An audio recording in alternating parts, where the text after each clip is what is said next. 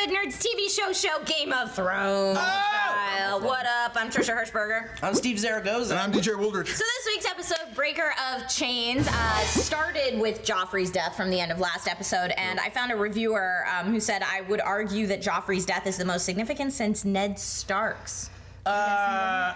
Significant, yes. As significant, I would say yes. As satisfying, no. Yeah. But I mean, not satisfying as... Yeah, well, it wasn't satisfying that when Ned died, but as shocking, no. See, Yeah, because I mean, in the Red Wedding, not only killed a person, but like an entire plot line, like an entire subplot was murdered. I would argue Yeah, the Red Wedding is getting glossed over big time. Yeah. Like, I feel like it's just happened. People be dead. But I mean, because we already had a whole like off season. To, right, like, we already forget dwelled in it for quite a while. Yeah. But like, I don't want it to be buried by fucking Joffrey, man. Yeah. Like, Joffrey is already such a shit. We lost two of the best people at the same time Yeah. in the Red Wedding, and that like I feel like way more significant. But I mean, as the Red far as Wedding the does get mentioned this episode with the old man and his daughter when he's talking about breaking bread and solid, the seven gods that are going to be listening. Yeah. So I feel like, I mean, but okay, I mean, significance, as far as significance goes, Joffrey dying is pretty significant. Why? Yeah. Because that's leading us into... Well, it changes the makeup of the war. Like, Stannis is all of a sudden, like, even though the Red Witch was all like, we need to go fight the White Walkers now that Joffrey's done, Stannis is like, I need an army stat. Yeah, but not only that, I mean, Joffrey was just a shit. And that guy ruling, could you imagine the older he got, the more fucked up he would get? And I just feel like that would have just destroyed everything. It would have made the whole place like hell, basically. And it's funny how pragmatic a lot of the people around it are, like especially Tywin. Like at the beginning of this episode, they're standing around the dead body and Tywin opens his mouth to speak to Tommen. And I'm like, oh, here we go. And then as he's talking, I'm like, no, that's right. No, he's right. It's like, holy crap, everything he said was really smart. It was really smart. Tommen, is that his name? Tommen? Tommen, yeah, actually, Abdullah tweeted us. Paula Abdullah? Abdullah, Mr. Uways, said, there's going to be a new king and half the audience don't know his name. LOL TV show. Well, it was funny because Sarah was like, I can't remember his name. Well, first off, he was a recast. I'm 95% sure he was a recast. And he's supposed to be way younger. Yeah. Yeah, but like you said, everybody's supposed to be way younger. Everybody's supposed to be. But this is the hardest. He's still pretty young. He's still pretty, and that's the tough thing that like he's going to be better because he's going to do exactly what Tywin says. Mm-hmm. He's also going to be not great because he's going to do exactly what Tywin. Yeah, Derek. But Tywin was saying the way to make a good king is someone that listens to his subjects. Which, truth to be told, the two kings that we've seen, the two legit king, like the two holding the Iron Throne, did not listen to their advisors. Well, neither of them. If you think Joffrey listened to Cersei, and then we got Crazy Kid, maybe Tom and Tywin. Robert Baratheon listened to Ned, but I mean, there was a lot of how hard did Ned have to fight to keep him from killing Dany?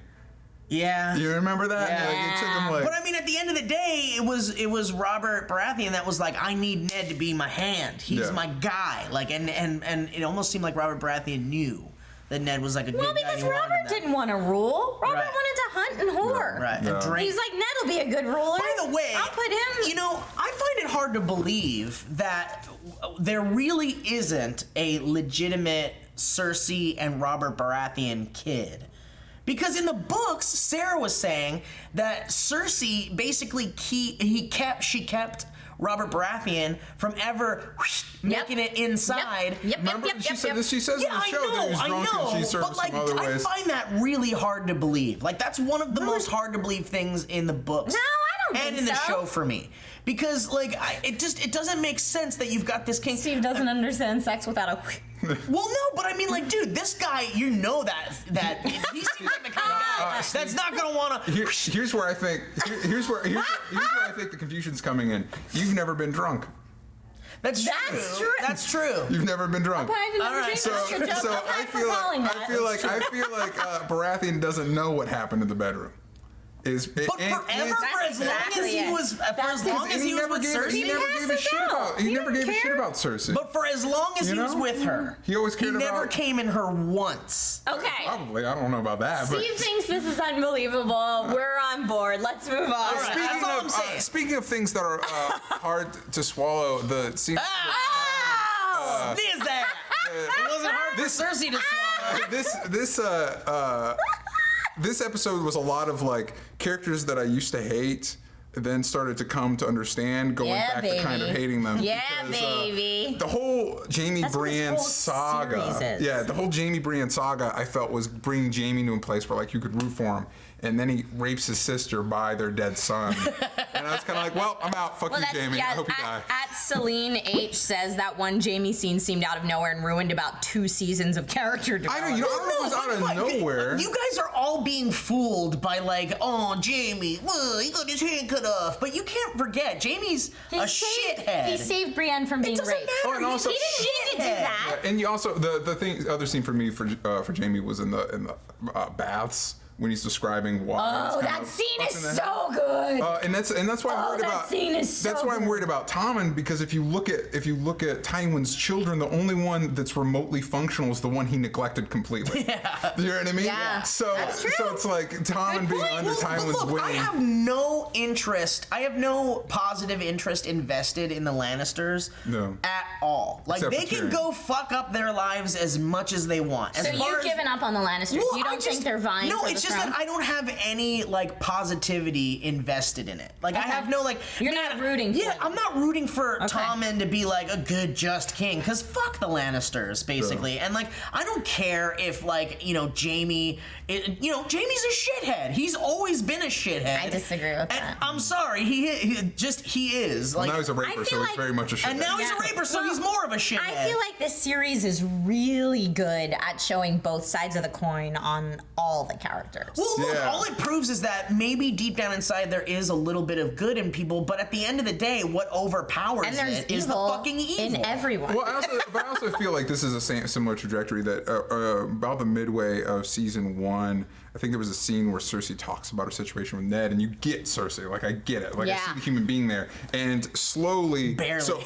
But slowly over the past few seasons, she's unraveled more to the point where she's just kind of insane. So it's interesting that Jamie went on a like, hey, here's why he is what he is. But you should still kind of hate him. But it makes perfect sense how Joffrey was their fucking kid. Yeah. Because they're both horrible shitheads. Cersei debatably worse than Jamie. And then they made a baby. And I'm surprised Tommen and the girl are okay. Yeah. I completely blame Cersei's guidance for Joffrey being such a Well, shithead. I mean, but in speaking about like people who are inherently evil and like character development and stuff like that, we had the Hound, who is with Arya, and like here you are thinking like, oh, the adventures of the Hound and Arya continue. This is great. It's so fun. Yeah, Arya's like like asking, are we there yet? Shit, basically on the rocks there, and then they get taken in by this nice guy on the road, and Arya being a smart little whip, being able to come up with a story that the Hound was her dad and he fought in that Arya's war pretty or resourceful. whatever. Yeah, and so they go in and fucking the Hound is spilling that delicious soup everywhere, and he doesn't give. Are we gonna fucking pray for all 7 kings or all 7 gods, basically? Yeah, but then he fucking beats that guy up for his silver. It was a silver. But I know you're thinking like, oh man, that's fucked up of the Hound. First of all, the Hound's a shithead too. But You he can't could forget. have helped them, and instead of helping them, he was just like, nah. Like his write them off. whole reasoning was they'll be dead by winter. Yeah, because you didn't stay around to help, and 2, you stole his silver. Listen, I man, agree. this is something that needs to be kind of discussed and thought about and remembered. Now, I tried to think as logically as I could about what the Hound said about that guy. Mm-hmm. He can't protect everybody. He can't. And he's already lived through such shit. Yeah. Basically, like in fucking King's Landing, all the shit that the fucking The Hound has had a rough life. And so you think it's his responsibility to take care of this guy? No, that but this guy was unfortunately, nice to him. I He know, could have returned I know, the favor I instead of get being it. a dick. I get that, and look, I'm the first guy to admit, like, you gotta be nice to people, turn the other cheek, that kind of thing. But the Hound is right. Anyone good in that fucking world is dead. As good as dead, basically. I don't And the like way that. he was like, how many more Starks need to be beheaded before you realize get that. good people you- who are No, but weak, here's- that don't fight, get fucked in the end? And so you're letting the Hound convince you that everybody's evil. No, I'm just thinking logically and going like, well, I mean, he's right. Obviously, the good people don't really win. But in this show. here's the thing. I read an article that I wholeheartedly agree with. It talked about how George R.R. Martin is a secret romantic. Like, he makes things very, very difficult for his heroes, and he makes things look very good for his villains, so that when the villains get their comeuppance, it feels that much more satisfying. Huh. You know what I mean? And so like, because I look at example, I feel like the death of Viserys? Viserys?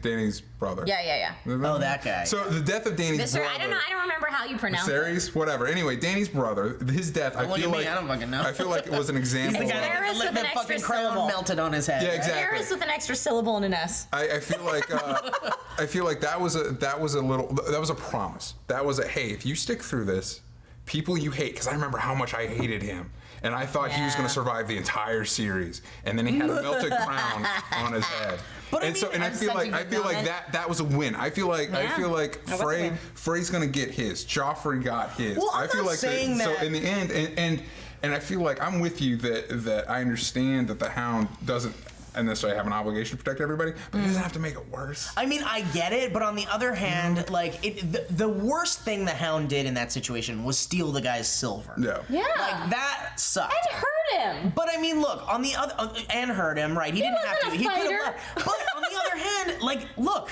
winter is coming, and you know, Winter is coming. Everybody be fucked. Everybody be fucked. And look, that guy clearly was a little too weak, and he needed help. But he was smart, so he was trying to recruit help. Maybe he'll recruit someone else to help him. But the Hound is not that guy. Other quick question: he said the guy would be dead by autumn, right? Dead by winter. Why? What is that? What does that mean? So I guess the actual like years from now winter. Overriding they don't have like the 4 it's seasons. been the long summer. Which actually is a good point, that it's like one of those, he wouldn't survive however many years of winter they're going to have. Well, yeah, I mean, it's just the climate is changing in general in in Westeros, and there's some fucking evil happening, and there's big wars about to happen, and there's no way that guy's gonna survive on his own. He's just too nice. So maybe the Hound kind of like taught him, you know what? Let's look at it this way. The guy's gonna get up with his fucking horrible beat up head and go, you know what? I am a weak shit. I need to take this shit seriously, and maybe that'll change his life, and that's how the Hound changed him. He'll be poor, but you know, maybe he learned a little something from the Hound. I'm gonna wrap that up. At Ezills, Erica Zills says, "Can we just talk about how strong Dany is and how much I'm digging the creepy cannibal wildlings?" I really liked Dany's speech. Like there was sass. She was speaking. I'm sick there's of a her little sass. I like the sass here. I especially like the Steven before. is Dany hate. She's too smug, man. She needs to like. She's not. Bitch, just. Oh. She's like got that look on her face where she's like, I have dragons. But did she use her dragons this episode? I didn't want to see the dragon when what's his face when PP Hands our PP Hands was rolling around on his horse and whipping his dick out and peeing. It's like I know how this scene's gonna play out. Fucking Pretty Boy's gonna go kill him because we're still trying to convince us to actually like him. I don't want that. I really want in the middle of this guy's rant to have a dragon just come up and like eat him and then ride away and like fuck you and then go on. I'm sick of the dragon solving all the problems. Yeah, well, that's why I thought this episode was so good, because it shows us Dany being the strong leader, the charismatic speaker, like why people follow her is more than just her dragon. And I like what she stands for. Obviously, she wants to free all these slaves, and she wants to, like, you know, she would be a good ruler. You know, she's got a good heart, and we've already learned that. She's just a little too much of a smug shit. A little bit of a smug shit. I do think I usually think she's pretty smug. In this scene, I didn't. I felt like she had her shit together. But I think this is the most I've liked Dany in a while, because I love the message she sent to these people. Yeah, and throwing the those catapults. chains Yeah, with the catapults. I was like, that was awesome. What is she doing? She's just gonna kill innocent And people. I don't know if you guys got that the collars she flung over were from the All the dead kids. slave kids that were the mile markers the entire way in Marine. Nice. So and the miles and miles That's what she's and miles. like. They killed your children. And all of those came from a dead body of One of your children. Yeah. And N Squared on Twitter said, also Daenerys is really good at psychological warfare. Yeah. Well, okay. And then in reference to the cannibals, that's terrifying shit. And speaking of people that you like. Speaking of people, taking people you like and being like, they're kind of bad too. You got a father having a loving experience, which going back to Steve's lesson, that was his mistake. Yeah. Like, I'm a loving father. Yeah, arrows exactly. to the neck. Well, I mean, From Ygritte. All that's happening in this show. Look, this is. Everybody everybody be evil. Loosely, this is kind of like a medieval kind of like historical Earth, very loosely. Yeah. And during that time, rape and murder aplenty around every corner, basically. I mean, you know, you have to know. Historically, that's what was going on. Yeah. I mean, Ygritte didn't know that that was like a fucking great relationship going on right there. She didn't know that Dad was your mama used to make the best potato salad. Oh, Dad. But look, they're wildlings, man. They're crazy. Wildlings. Here's my question. When they're trying to figure out what to do with those outlying people, if the wall's so empty, why don't they just move everybody inside so that at least they can be like, when they come, at least stand on the wall so it looks like you know what the fuck you're doing, and we'll scare them back. You're talking about the Night's Watch? Yeah, when they're talking about like, what are we going to do about all these villages around the wall that they're being raped and murdered and pillaged? Then move them inside the wall. Well, they're talking about either staying at the wall to protect the wall, or going to the villages to help the villages. So move the villages in so you protect the wall with the villages. So so the overriding point is if they leave the wall at all, no matter what, other wildlings will attack the wall. Send one guy to go to village to village, be like, hey, come to the wall. I mean, but what do you think these people want to live at the wall? They've got their villages set up that they've lived in. Yeah, which are so safe and fun. And well, I mean, they were safe until the fucking wildlings started. Well, and I could be mistaken in this, but I believe the villages that Ygritte and them are attacking are actually beyond the wall. Oh, so they're wildlings? So the small group of wildlings that we see there is beyond the wall already.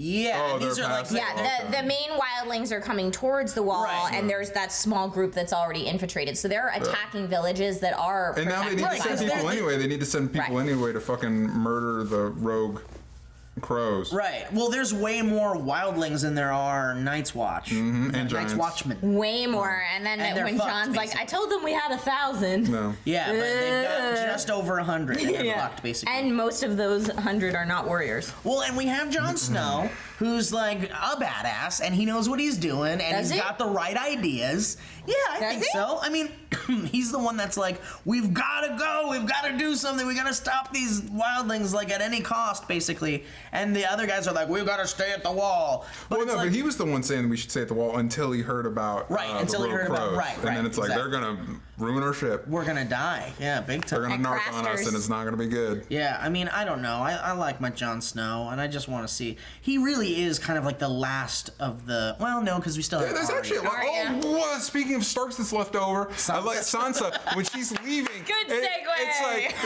when Sansa's leaving, I'm like, finally something good happens. Oh wait, no, nothing good happens to Sansa. Okay.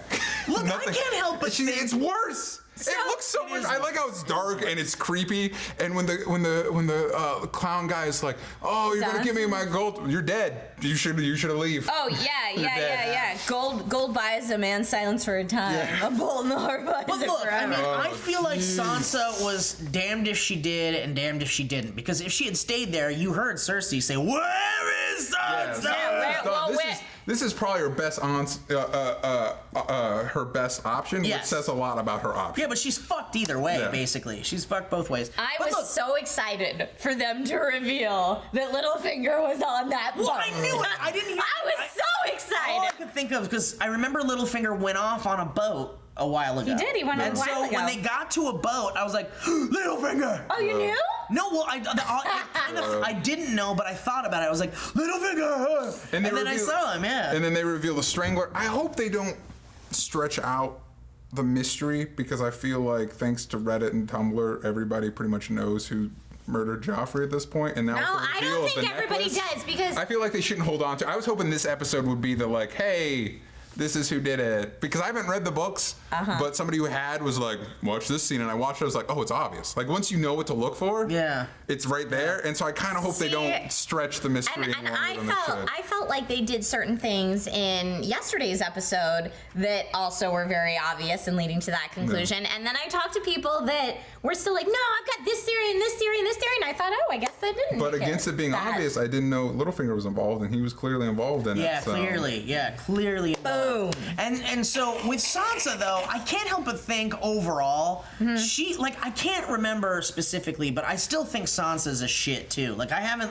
been okay with Sansa since she decided that she wanted to go and be. Dany and Sansa are the show's villains. But the reason why I don't like Sansa. the reason why I don't like Sansa is because I don't forget that she was all like, I want to be with Joffrey. When she was a little girl dreamt of being the queen. I know, but that was her shortcoming, and then she was a shit in King's Landing forever. And then forever. And then Tyrion was like, I have an escape for you. You can leave. Or the Hound. Didn't the Hound go like, come with me and I'll get you out of King's Landing? Yeah. And she's like, I don't want to. Because the Hound is kind of rapey. Yeah. Yeah, but now, I mean, I get it, but like any way out of King's Landing. Seem to be little bird. That's not fucking creepy. I don't, they're making her seem very naive and very dumb and very stupid. And it's like the decision to leave King's Landing should be her #1 priority. Get the fuck out of King's Landing as soon as you can. And she's missed so many opportunities to leave. Well, I don't know. When Dantos said let's go. Maybe that's the greatest sin. Like, all right. Maybe there was no choice at this point. Maybe that's the greatest sin of the Starks is hesitation. Ned, you should get on this Joffrey thing right now. No, wait. Right now. Yeah, no, I'll wait more. Yeah. Oh, wait, last minute, I'm going to make the right call and then get my head cut off. Sansa, you need to get out of King's Landing. I'll wait for a better option. Sansa, you need to get out. I'll wait for a better option. Oh, now? I'll do it now. And then it's like you wait till it's too late. Okay, and then you're done. So what do you guys think Littlefinger's intentions are then? I don't bad. They're bad. Whatever they are, they're bad. Littlefinger doesn't have good intentions. That's for damn sure. Stewie Doo says, Littlefinger's such a hypocrite. Don't trust anyone in King's Landing, except me, of course. No, don't trust him either. Because his big thing with Ned was like, don't even trust me. He knows.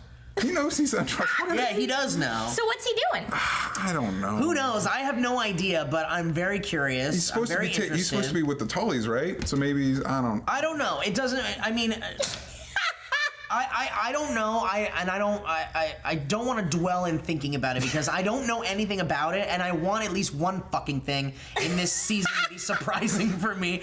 And so I'm gonna just avoid how Littlefinger's involved. But Tyrion is in jail, and he's stuck in there, and he's fucked. He's got no one on his side. He can't even talk to what's his name? He can't talk to Bronn. Yeah. And he's not allowed to talk to Bronn. I love the reasoning. Like Bronn, he's one of your known associates, and he's a sellsword that's very dangerous. Well, and now he's it's one of those like, that's all those things are true. Yeah, and he's a bastard. He's a son of a bitch, and only poor cares about money. Tyrion, everyone is like, well, what about Varys?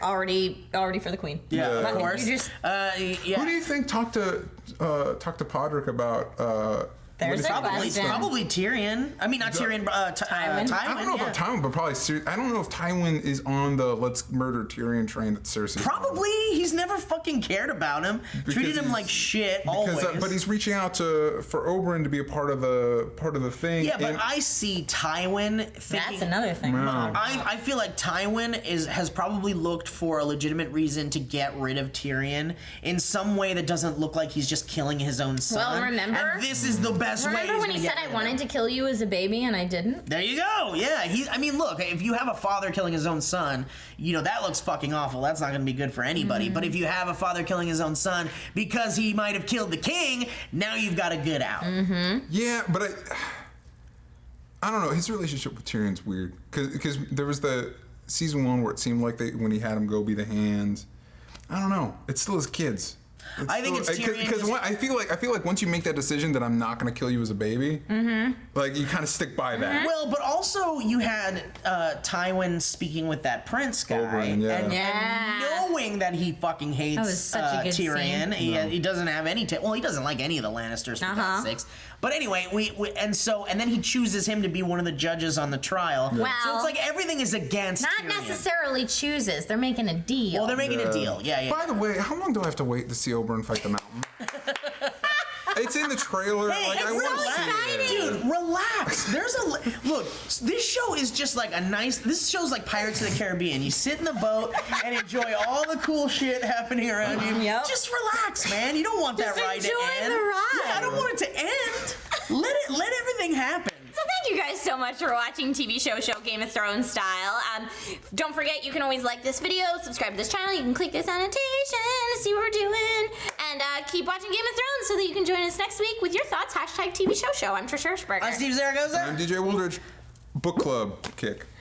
Oh, great call. Before we forget, Speaking of books. Speaking of books, we're doing an Audible.com book club. So our first book club episode is going to be this weekend. So make sure you listen to Divergent Book 1 on Audible.com. If you don't already have an Audible account, you can go to audible.com/SFNerd. Sign up, it's easy, and then we'll be in a book club together. We're gonna read books It's and fun. we're gonna swap everybody out each time. So yeah, the next episode is Divergent Book 1. Hope you enjoy. Yay, thanks for watching, guys. Bye.